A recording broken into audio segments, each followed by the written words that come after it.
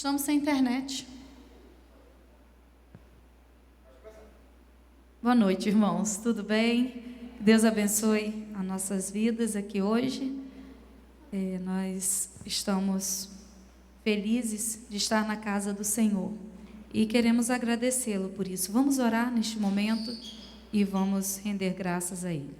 Pai querido, nós te louvamos, ó Deus, por este tempo separado para o Senhor, para culto ao Senhor, para estarmos aqui reunidos, ó Deus, em congregação. Que o Senhor possa, ó Deus, estar nos dirigindo, ó Deus, cuidando de nós, ó Pai, e nos auxiliando em tudo, ó Deus. Nós te agradecemos, ó Pai, porque em tudo vemos o teu cuidado, em tudo vemos a tua mão, ó Deus. Rendemos-te graças, ó Pai, por tudo que o Senhor tem feito por nós. Em nome de Jesus. Amém. Vamos louvar ao Senhor. Nós viemos aqui para adorá-lo e nós queremos dizer a Ele o quanto Ele é lindo, o quanto Ele deve ser exaltado, glorificado através das nossas vidas. Vamos ficar em pé e vamos louvá-lo?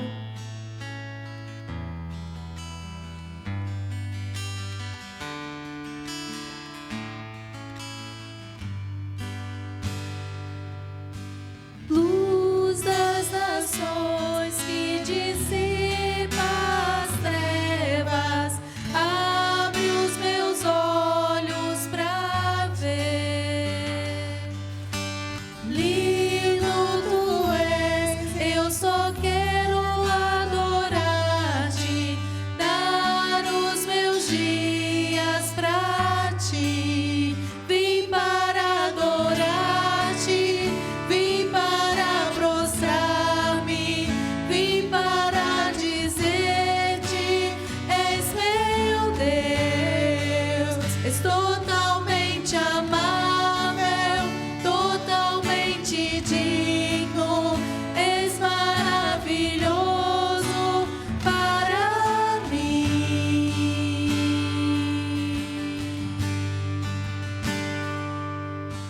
Rei sobre todos, tu és exaltado, entronizado nos céus. Humildemente viestes à terra, se entregou por amor. Vim para adorar-te, vim para prostrar-me, vim para dizer-te: és meu Deus, és totalmente amável, totalmente digno, tão maravilhoso para mim. Não saberei quanto custou os meus pecados lá na cruz. Não saberei quanto custou os meus pecados lá na cruz.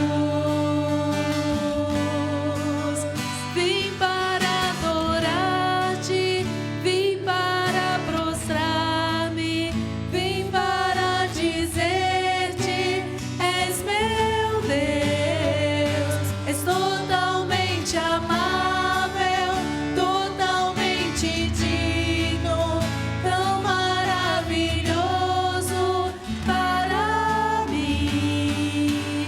Vim para adorar-te, vim para prostrar-me, vim para dizer-te: és meu Deus, totalmente amável, totalmente digno, és maravilhoso para mim.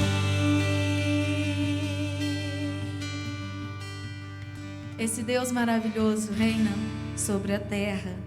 Ele governa sobre as nossas vidas, sobre toda a natureza. Ele domina. Vamos exaltá-lo. Ele é rei e reina com poder e grande glória sobre nós. Sobre toda a terra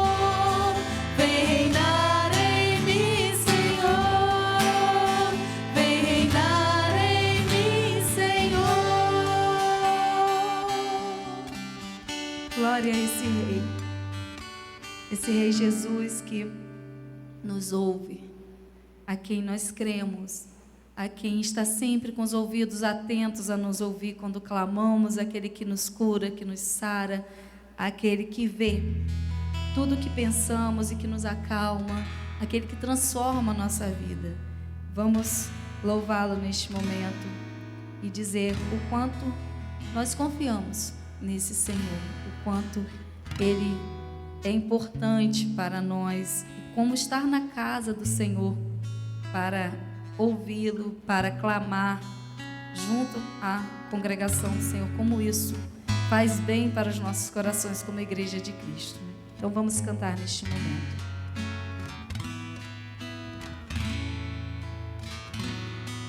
Me escutas quando clamo e acalma o meu pensar. Me levas pelo fogo, curando todo o meu ser. Confio em ti, confio em ti. Creio que tu és a cura, creio que és tudo para mim.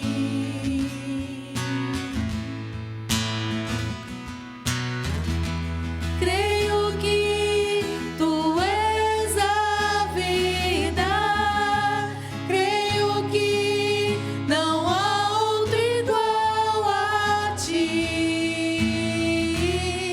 Jesus, eu preciso de ti, não há outro igual a ti. Me escutas quando clamo e acalma o meu pensar. Me levas pelo fogo, curando todo o meu ser. Confio em ti, confio em ti. Creio que tu és a cura, creio que és tudo para mim.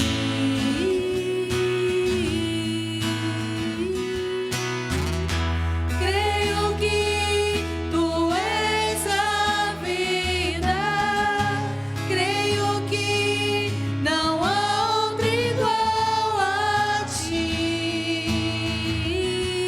Jesus, eu preciso de ti, não há outro igual a ti. Nada é impossível, nada é impossível para ti, nada é impossível, nada é impossível para ti.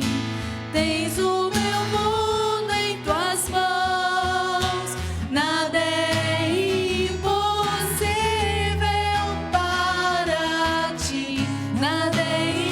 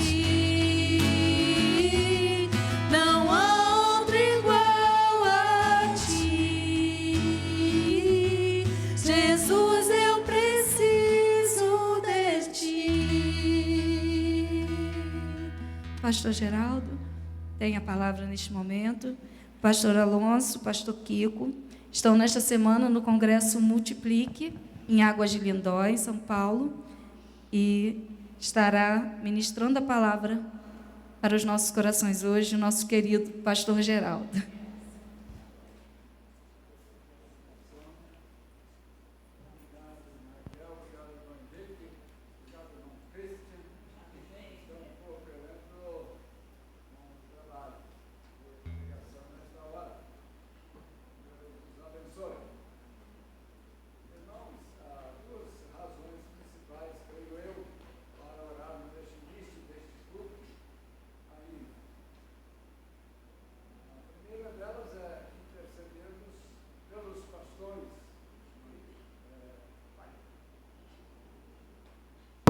Obrigado. É intercedermos pelos pastores que estão lá no Congresso Missionário, em Águas de Lindóia. E o outro é agradecermos a Deus pela hora feliz deste culto. Gosto do que o pastor Alonso costuma fazer, pedindo que cada um saúde aqueles que estão perto, uns aos outros, desejando a cada um que o irmão cumprimentar, a irmã cumprimentar, felicidades, bênçãos espirituais e todas as necessárias no viver. Eu vou saudar esses três aqui.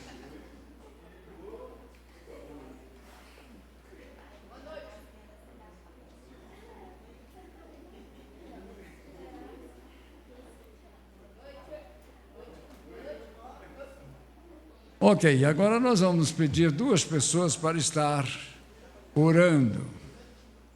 Vou pedir à irmã Cristiane para orar pelo pastor Kiko e pastor Alonso lá no Congresso. E vou pedir ao irmão Paulo Brasil para orar por este culto e por este pregador eventual de hoje e todos os irmãos que aqui estão participando. Oremos.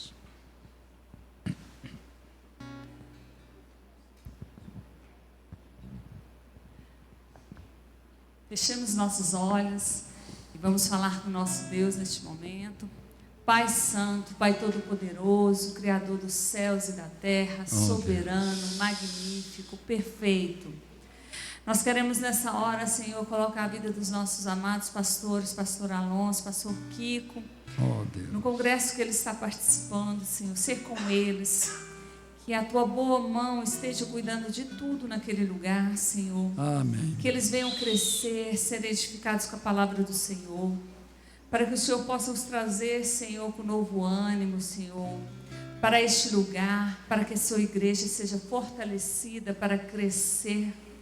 Crescer de forma saudável, Senhor. Para que o teu reino se expanda nessa cidade. Amém. Senhor, que nenhum intento do mal venha alcançar aquele lugar, aquelas vidas. Abençoa. A liderança, Senhor, que está na frente desse congresso, ser com eles também, Senhor. E que tudo venha transcorrer para a tua glória naquele lugar. E que o Senhor esteja também os trazendo em segurança, assim como o Senhor foi fiel, os levou em segurança.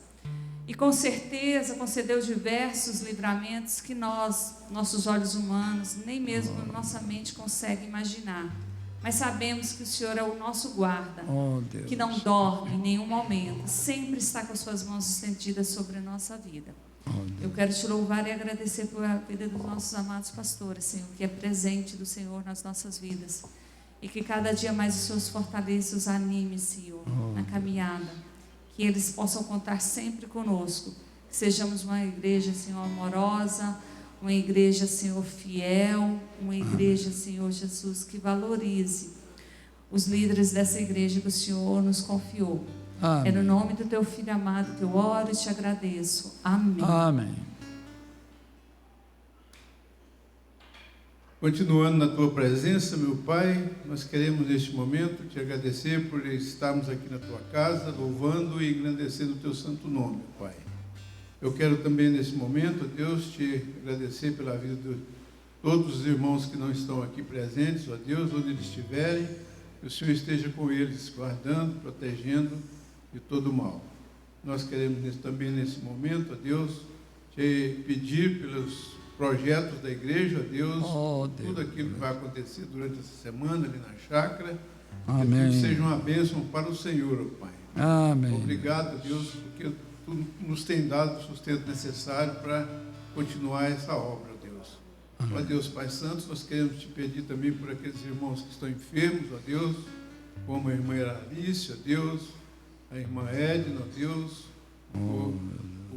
a recuperação completa do irmão Bemivan e também, ó Deus, Pai Santo, o irmão Manuel, que também está recuperando o seu braço. Nós queremos te agradecer por tudo isso, ó Deus, e neste momento nós queremos pedir que guarde o pastor, que vai nos trazer a mensagem agora, que seja uma mensagem que enche os nossos corações, ó Deus, Pai Santo.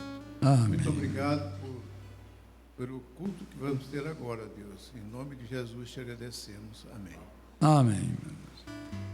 Nós vamos ler daqui a pouco, depois do louvor cantado ainda, uma pequena parte da escritura da carta aos Hebreus, nos capítulos 12 e um versículo no capítulo 10 de Hebreus. Vamos ouvir os nossos músicos e acompanhá-los louvando ao Senhor. Quer que desligue aqui?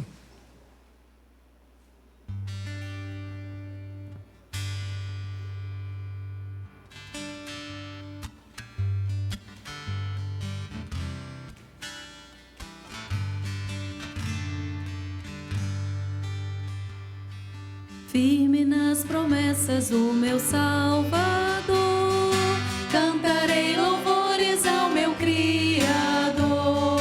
Fico pelos séculos do seu amor, firme nas promessas de Jesus. Firme, firme, firme nas promessas de Jesus, meu mestre. Firme, firme, se firme nas promessas de Jesus. Firme nas promessas, não irei falhar. Vindo as tempestades a me consternar, pelo verbo eterno eu hei de trabalhar. Firme nas promessas de Jesus. Firme, firme, firme nas promessas de Jesus, meu mestre. Firme, firme, se firme nas promessas de Jesus. Firme nas promessas, sempre vejo assim purificação do sangue para mim. Plena liberdade gozarei sem fim. Firme nas promessas de Jesus. Firme, firme, firme nas promessas de Jesus, meu mestre. Firme, firme, se firme nas promessas de Jesus. Firme nas promessas do Senhor Jesus, em amor ligado com a sua cruz. Cada dia mais alegro-me na luz. Firme nas promessas de Jesus. Firme, firme, firme nas promessas de Jesus, meu mestre. Firme, firme, se firme nas promessas de Jesus.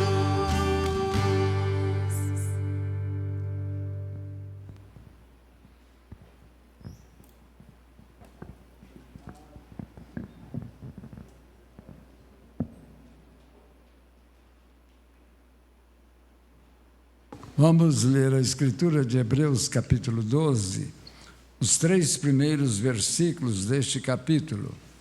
Hebreus 12, 1 a 3. E logo em seguida eu lerei também o texto do capítulo 10, versículo 24, da mesma epístola aos Hebreus. Assim diz a escritura de Hebreus, desta versão que eu tenho em mãos. Portanto, visto que nós também estamos rodeados de uma tão grande nuvem de testemunhas, deixemos de lado todo o peso e o pecado que tão de perto nos rodeia e corramos com paciência a carreira que nos está proposta diante de nós, olhando para Jesus, o autor e consumador da nossa fé, o qual, pelo gozo que lhe foi proposto, suportou a cruz, desprezando a desonra, e está sentado à destra do trono de Deus. E o capítulo 10, versículo 24, que diz assim: e consideremo-nos uns aos outros para nos estimularmos ao amor e às boas obras. Ótima combinação do pensamento do autor nesses dois pontos. De fato, meus irmãos, essas duas escrituras nos reportam a uma necessidade urgente e permanente dos crentes em Jesus, a de nós sermos estimulados. Ser estimulado é uma coisa que aparentemente não é necessário. Há aqueles que são muito bem aquinhoados, com capacitações muito elevadas, e parece que não precisam ser estimulados para avançarem na carreira que está proposta diante de cada um deles. Mas é um equívoco. Todos nós somos carentes de sermos estimulados. A esposa estimula o esposo, a esposa estimula o esposo estimula a esposa, os filhos estimulam os pais, às vezes meio às avessas, mas estimulam a dar-lhes cuidados. Principalmente em certa idade difícil, às vezes eles estimulam pelo excesso de exigência dos pais para cuidarem desses pequeninos que muitas vezes correm riscos e perigos, não é? Então, meus irmãos, a Escritura de Hebreus traz-nos pelo menos 3 grandes estímulos aqui, que eu tenho explorado no passado em pregações e ensino da Epístola aos Hebreus, e hoje me deparei mais cedo com essa preocupação. Eu procurei no meu arquivo e achei um sermão pregado sobre este tema em 1974. O esboço lá estava no meu arquivo, a caneta, e eu fiquei exultante. Mas que beleza, já está pronto aqui o esquema do autor aos Hebreus, está resumido, como eu gostaria de fazer de novo, e dei uma relida naquele esquema do sermão, pregado lá no Mato Grosso, perto da divisa da Bolívia. É Bolívia?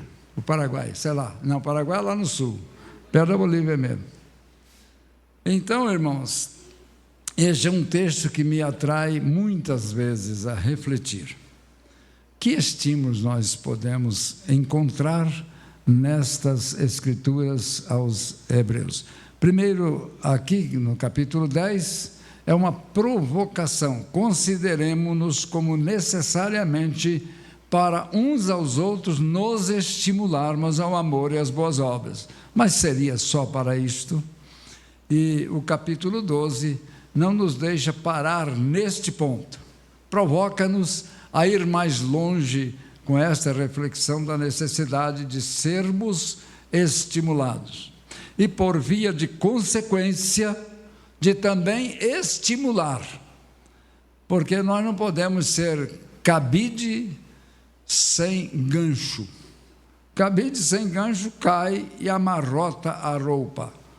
Aí, quando está frouxo ali, aquele gancho do cabide, cai, a gente fica decepcionado, né? Então, nós não podemos ficar descansados na desnecessidade. O Paulo que se entenda e tal. Nós somos muito negligentes, às vezes, com a nossa estimulação uns aos outros. Mas quando a necessidade é nossa de receber estímulos, nós estamos sempre carentes disso. Não digo que todos os dias, não digo que todos os meses, não digo nem mesmo que todos os anos, mas há situações que nós somos carecentes enormemente de recebermos estímulos uns aos outros para o cultivo da nossa fé, da nossa dedicação e para dar saltos de libertação de situações que nos oprimem. Preciso ter estimulação. Há uma palavra em português, chama ferrão da vara do carreador. Alguém disse, na verdade, estimular é ferroar, e comporta este sentido. É o desanimado, e o exemplo é do gado cangado para produzir força e trabalho. Se o boi amolece o pescoço, o ferrão estimula-o a fazer força, e ele puxa o arado, ou a tora, ou o carro, o que seja. Se fosse só essa dimensão de estímulo para provocar impacto, aí não seria o caso. Na verdade, o estímulo do cristão um para com o outro, com a prioridade para o amor e as boas obras, também para outras coisas. O primeiro grande estímulo que nos está proposto nesta escritura de Hebreus 12 é o acúmulo das testemunhas que formam uma rede de exemplares para nós.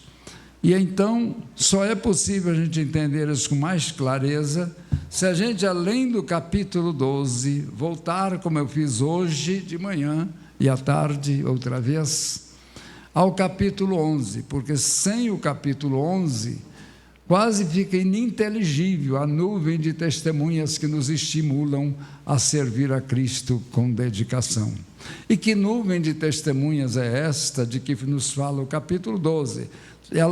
Essas testemunhas estão elencadas no capítulo 11 como verdadeiras testemunhas, e a palavra grega lá implica em alguém que padece pela causa do Evangelho.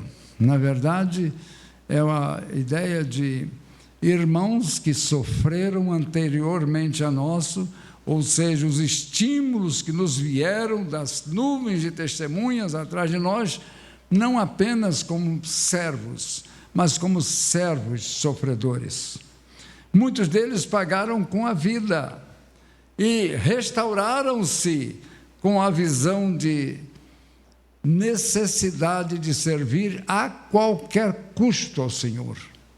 E também estimulados nós ficamos quando vemos o preço pelo qual eles pagaram, o preço ao qual eles pagaram durante as suas demandas de convívio na fé cristã.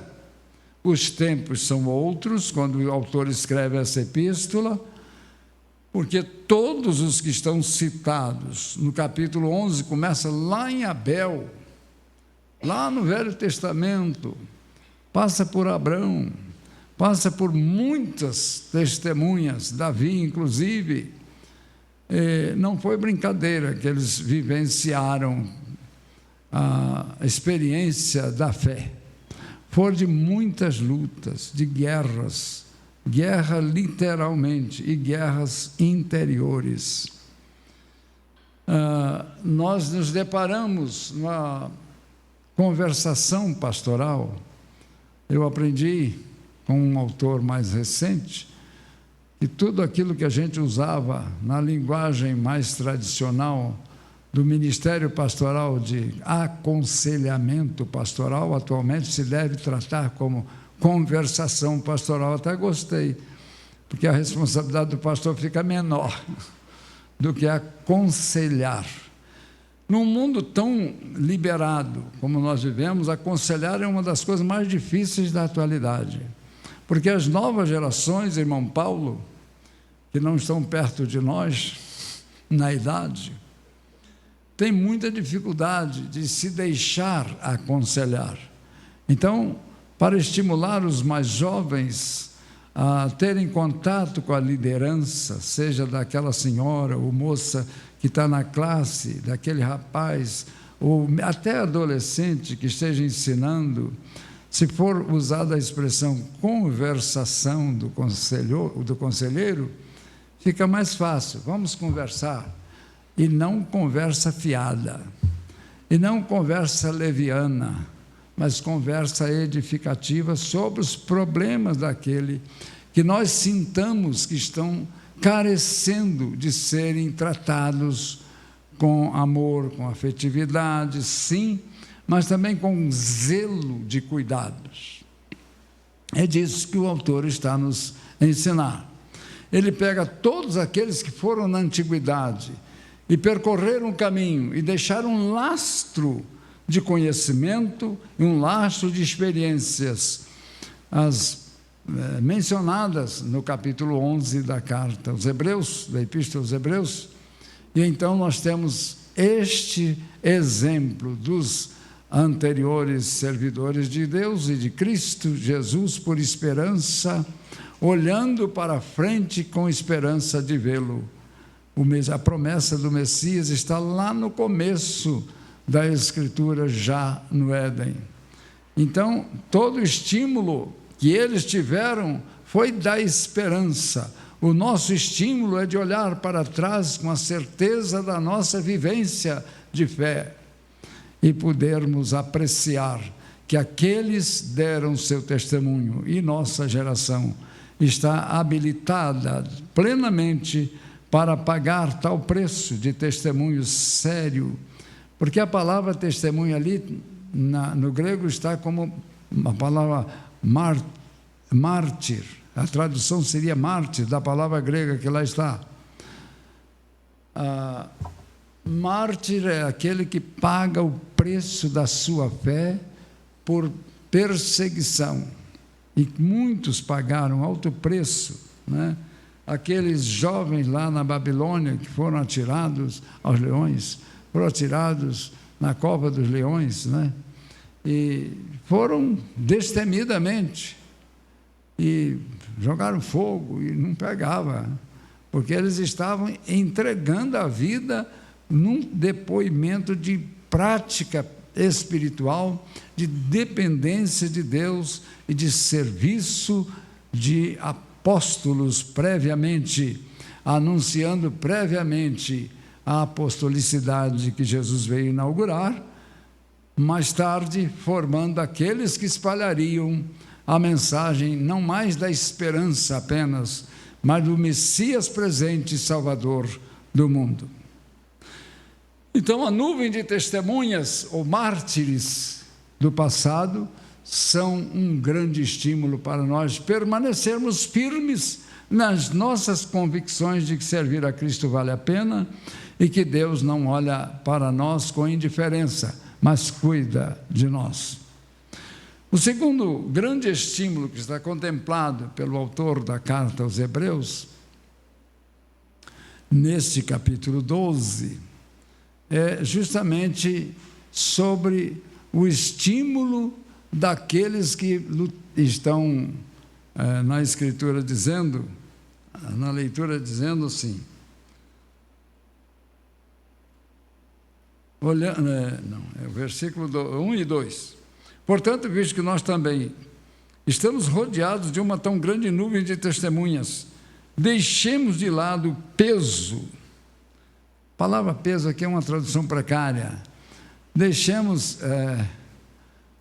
os cuidados, deixemos as preocupações secundárias, priorizemos as principais, e não há nenhuma maior do que a preocupação espiritual, do nosso compromisso com o Senhor e da nossa alegria de servir ao Senhor.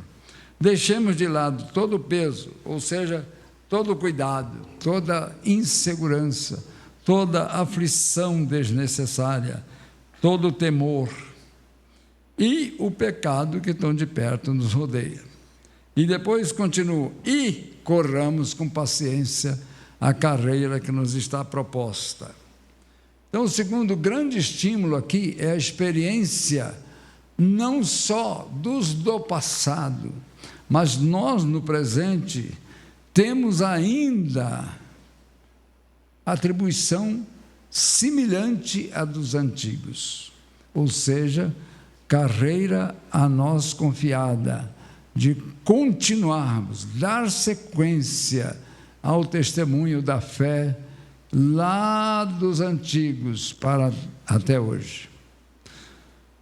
Eu me converti, posso dizer assim, aos 20 anos, mas eu era menino de igreja, desde que nasci, né? Até os 17 anos eu era crente, e era mesmo, mas era uma crença mais ou menos superficial, aquela crença que a gente adquire pela confiança nos pais. E no meu caso, era minha mãe. Meu pai raramente ia à igreja.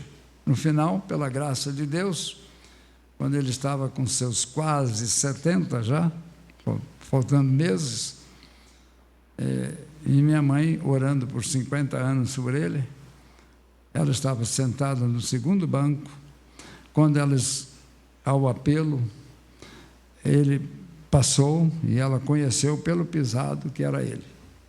Conhecia o marido até pela botina e pelo pisado. Era ele atendendo o apelo, e poucos dias depois ele foi batizado, e nos alegramos muito, porque ele sempre dizia que era crente, mas faltava alguma coisa, porque ele nunca tomava a decisão. E esse é um problema sério da carreira, né? Porque se você não assume a carreira que está proposta a todo cristão, como é que a gente pode ter certeza que você fala que é crente e você não tem certeza porque você não confirma nem pelos atos, mesmo não dando escândalo, mas também não fazendo nada. E a carreira é uma impossibilidade de parar antes da reta final, mesmo que você não chegue em primeiro lugar. Essa é interessante para a vida cristã. Mesmo que não seja para chegar em primeiro lugar, mas você precisa chegar ao final da carreira para que seja registrado. Paulo entende disso melhor do que eu, não é? Prática esportiva. Mas você tem que ir até o fim, não é, Paulo? Para registrar. Esse aqui foi. Chegou em último lugar, mas chegou. Bom. A carreira que nos está proposta não é apenas de suplantar o outro, mas de correr de acordo com a nossa capacidade. Com 84 anos, eu não estou muito capaz de correr. Se eu tentasse, seria loucura e não vigor. Então, mas com 20 anos, com 17, com 20 anos, então, eu estava no exército, fui à igreja da minha irmã. Como eu fui soldado, tem que andar fardado, fui fardado, e cheguei lá, a Jaine falou, tem, olha, para conferência hoje, Geraldo. Eu disse, mas Jaine, eu nem trouxe roupa, que eu tinha uma muda de roupa civil, né? Disse, não precisa, vai assim mesmo. E eu fiquei com tanta vergonha na hora do apelo, porque eu queria ir lá na frente, porque naquele dia eu me converti de fato, e em verdade. Deixei de ser um crente nominal, que falava para todo mundo que era crente, mas o quartel me desafiou. Tive um pequeno acidente, internei-me no Hospital Central do Exército, fiquei lá 14 dias, saí muito bem. No primeiro dia que eu fui visitado na enfermaria por um gerente um interno que se pôs como gerente da evangelização dentro do Hospital Central do Exército, ele ia de cada um que entrava, ele ia. E nos chamou para o culto que ele fazia sempre à tarde, num determinado ponto do hospital. E eu gostei muito do culto, matou a minha saudade de casa, matou a minha saudade da igreja, matou um pouco de temores ali, doente e tal, a perna doendo, uma microcirurgia. Bom,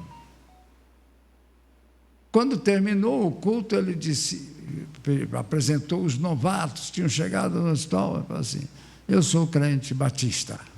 Nada, nem batizado eu era de igreja batista.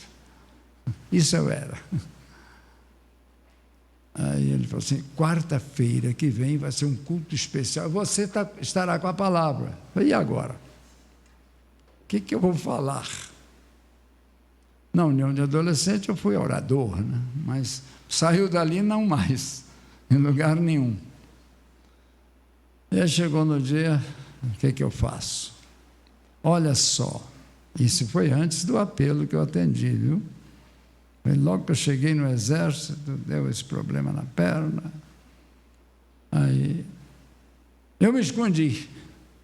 Fugi dentro daquele mundaréu de pomares que o Hospital Central do Exército, no Rio de Janeiro, oferecia-nos. Fui lá para o final, acomodei-me debaixo de uma sombra até passar a hora do culto. Fiquei com vergonha? Fiquei. Na próxima semana, mentira, eu não gostava. Eu falei, não pude, de fato não pude, né? Como é que eu ia? Eu não tinha coragem de falar, mas não demorou para que eu fosse naquela igreja, naquele dia fardado, e lá eu me decidi por Cristo. E lá eu adquiri a certeza da minha vida eterna. E saí do quartel, a essa altura eu já estava perto da Baixa, e demorou o negócio, a fritura das tensões. Eu vi colegas cair do cavalo, quebrar a perna. Modéstia à parte, eu era bom cavaleiro, nunca caí do cavalo, mas perigos havia nos exercícios. E então isso serviu para me fortalecer, que eu precisava tomar uma decisão. E desde que eu tomei a decisão, acabou meus medos. Mas esperei a oportunidade. Saí do exército e fui batizado logo no mês seguinte, na mesma igreja que eu frequentava antes. E pela graça de Deus temos permanecido na fé. Mas a carreira que nos está proposta é para cada um, em seu tempo, em seu lugar, em suas experiências sociais, em sua vida familiar, em sua vida comercial. A fé não está isolada daquilo que fazemos, daquilo que pretendemos fazer, daquilo que sonhamos fazer, não está separada. A fé está embutida no nosso ser. E por isso nós precisamos de vigilância. A carreira que nos está proposta, entretanto, é um grande estímulo para nós. Imagine se nós tivéssemos que ser crentes só por nossa conta. Ninguém que nos estimulasse. Aquele homem que me provocou lá no Hospital Central do Exército foi um grande estimulador da minha fé, quase às avessas, porque ele me fez fugir. E isso causou uma tempestade dentro de mim, que gerou uma decisão não muito depois daqueles 14 dias que eu passei no quartel. Não muito depois, sem nenhum propósito, estava fardado, e assim mesmo tomei a minha decisão por Cristo. E quem estava pregando era um seminarista de São Paulo, que morreu muito novo, pastor ainda, por algum problema, mas nunca esqueci daquele pastor, nunca esqueci daquele sermão, nunca esqueci daquela experiência, e não descuidei da carreira que nos está proposta. De fato, irmãos, a carreira é o desafio nosso de cada dia. Há dias que a gente está abatido, há dias que a gente está com muitas preocupações, embaraços. Há uma tradição que diz embaraço, essa aqui não diz embaraços, mas a minha outra versão diz que deixemos todo embaraço. Olha, todo crente em algum momento vai esbarrar em alguns embaraços. ou de aparente falta de fé, que ele mesmo entrará em crise, ou haverá uma preocupação mundana, uma atração mundana, que vai provocá-lo a transgredir contra si mesmo, não é contra os outros, não, contra si mesmo. Ele sabe que está caminhando para o caminho errado, mas é um embaraço em que ele cai e é amarrado pelas correntes da tentação. E aí cai. Estava aconselhando alguém recentemente, conselho pastoral, ou seja, conversação pastoral. E eu estava dizendo, olha, o que aconteceu foi descuido da fé, foi descuido do testemunho. O que aconteceu foi a prática do pecado sem se preocupar com as consequências. Agora você está reclamando? Você se embaraçou e eu não posso ajudar. Você tem que se ajudar. Você tem que se libertar desse poço em que você caiu. E se você não se esforçar, não sai. Não sai. Não adianta jogar a corda para quem não quer sair do poço. Está certo? Talvez o bombeiro resolva isso, porque se não subir, ele desce e apanha o indivíduo no fundo do poço. Mas eu não sou bombeiro. Essa é a realidade nua e crua. Crente que se embaraça e se deixa levar pela onda do pecado e não deixa o pecado, aqui diz, deixando todo o embaraço e o pecado que tão de perto nos rodeia. Acho que há crente que pensa, não, agora eu sou salvo, estou livre do pecado. Em tese e em princípio, sim. Na prática, não. Porque o pecado é como uma miragem. A pessoa vê, quando vê, parece que é apenas uma linda imagem. Mas depois é uma dor profunda. É um sofrimento moral incalculável quando se cai no pecado. Meus irmãos, para não prolongar, o pastor Alonso controla esse negócio de um jeito que eu não sei como, eu sou admirador dele. Ah, não, mas eu ainda estou bem. Estou chegando para o terceiro estímulo que todo crente precisa. Precisamos de prestar atenção nos que correram antes de nós. E são muitos. O capítulo 11 enumera uma série de irmãos nossos lá no passado remoto, que serviu para o autor de Hebreus, da carta aos Hebreus, dizer, esses aqui são valiosos auxiliares da nossa fé. Porque pelo exemplo deles, nós modelamos o nosso caminho de amanhã. Depois tem o estímulo da carreira a nós proposta, não mais a eles. Eles já passaram, mas a nós nos é proposto uma nova carreira em Cristo. E então, isso é um estímulo. Se tivermos alimentando isso no coração uns dos outros, eu estou me sentindo muito estimulado à fé com o pastor Alonso, porque ele é muito incisivo na sua pregação. É impossível dormir no sermão dele, né?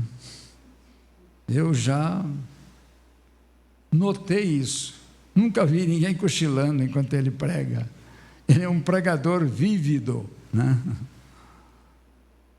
E isso é muito bom, faz muito bem, porque é estímulo da carreira que nos está proposta e que às vezes é analisada para nós como um desafio que está sendo menosprezado, a carreira. A gente leva um pouco na brincadeira, né? E eu tive um baque quando eu passei o pastorado no sábado. Foi uma alegria para todo mundo, inclusive para o pastor que tinha proposto a sucessão. No dia seguinte, amanheceu chovendo muito, era domingo. Eu tinha falado antes com a minha esposa que quando eu deixasse o pastorado da primeira igreja, no primeiro domingo seguinte eu estaria no culto, ainda que estivesse chovendo pedra. Pedra é... Aquelas pedrinhas de gelo, não é pedra de mármore, não. Pedrinha de gelo. Aí amanheceu chovendo muito. Aí ela falou, você vai à igreja? Eu estava de terno e gravata, nunca subi ao púlpito em 40 e tantos anos, igual eu estou vindo aqui hoje. Mas hoje é quarta-feira, isso eu fiz toda quarta-feira. Então eu estou confortável. Domingo nunca. Durante 41 anos eu preguei de paletó. Isso não torna ninguém mais crente, nem menos crente. Era apenas um princípio que eu carreguei numa época que vocês, meninos e meninas, não podem nem imaginar como era. A gente andava na cidade do Rio de Janeiro. Quem é da cidade do Rio de Janeiro aqui? Já vi vários aqui. Ah lá, ó. Então, calor de 40 graus, eu ia ao centro, terno e gravata. Não ia de jeito nenhum tratar de coisa da igreja, lá no INSS e tal. Eu ia de terno e gravata. E eu ia, não. Todos os pastores do Rio de Janeiro iam de terno e gravata. E alguns iam de casimira, viu, Paulo?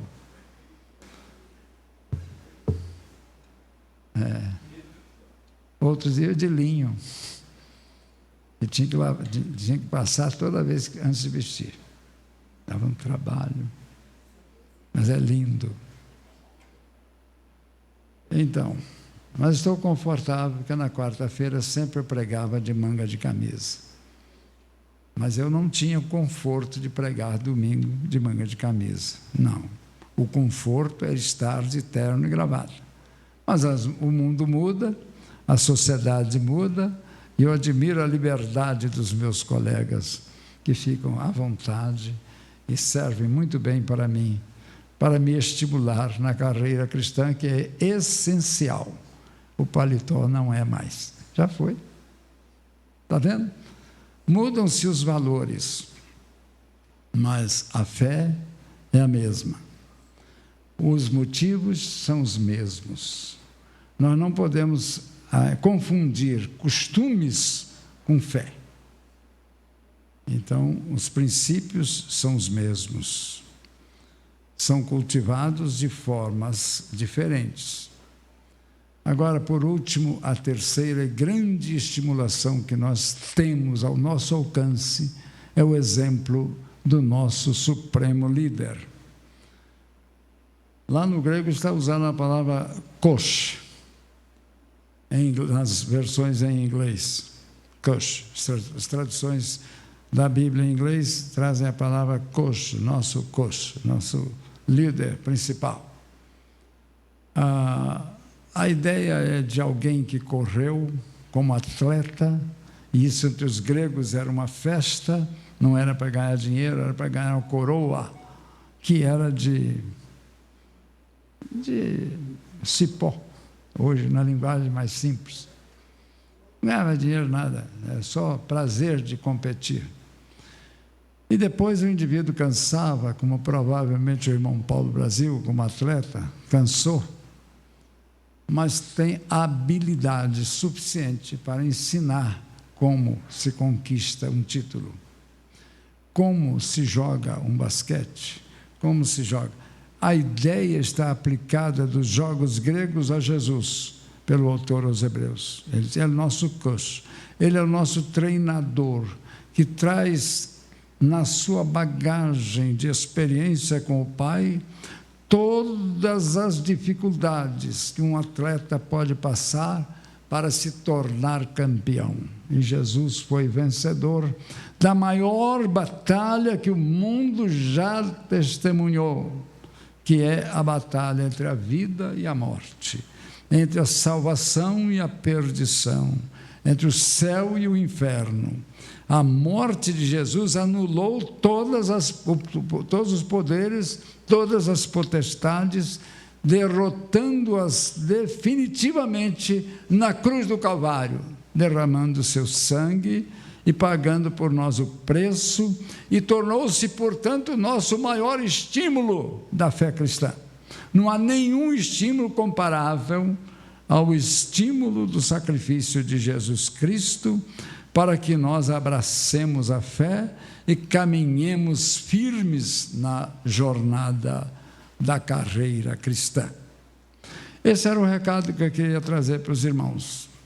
E começando desde o início a dizer que, de fato, não podemos ser vaidosos nem orgulhosos e acharmos que não precisamos ser estimulados.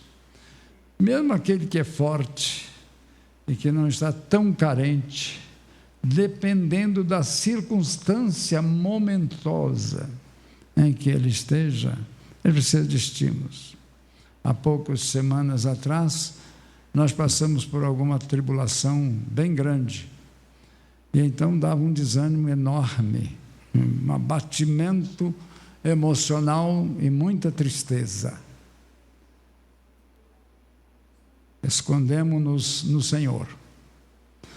E em 2 semanas nós estávamos melhor, embora ainda não curados de todo, mas pelo menos alentados pelo Senhor.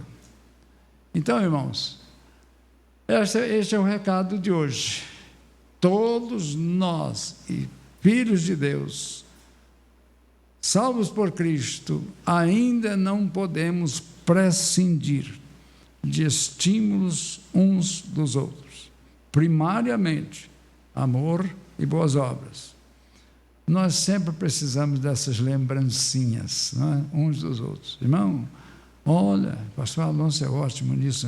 Dia 18, foi o aviso que ele já fez mais gravado no meu cérebro, que ele faz tantos que eu não gravo, mas esse eu nunca esqueci. Dia 18, eu estou encantado, praticamente, muito alegre com o que a igreja alcançou na direção do pastor Alonso com a chácara da igreja, porque ela foi uma visão que Deus nos deu, mas não foi possível concluir.